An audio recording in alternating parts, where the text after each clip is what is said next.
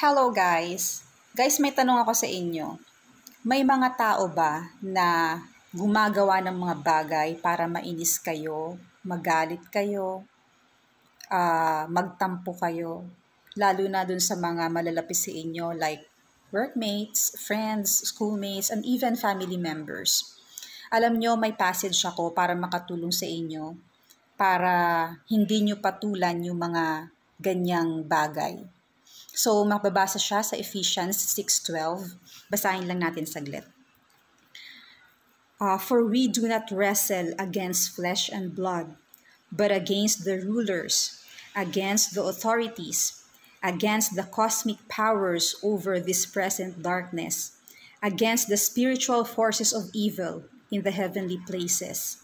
So, ang sinasabi dito, hindi yung mga taong yan ang kalaban nyo. Ginagamit lang sila ng mga forces na to, ng kalaban ni God, ng kalaban ni Jesus Christ, para mainis kayo, magalit kayo, magtampo kayo, makaramdam kayo ng inggit.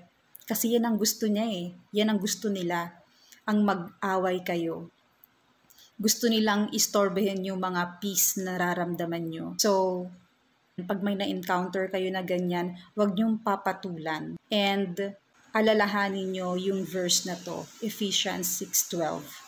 And I tell you guys, it's very effective. Kasi kapag nararamdaman ko yung mga bagay na yan, ito lang yung pumapasok sa isip ko na eliminate yung mga negative emotions na nararamdaman ko towards dun sa tao na gumagawa sa akin ito.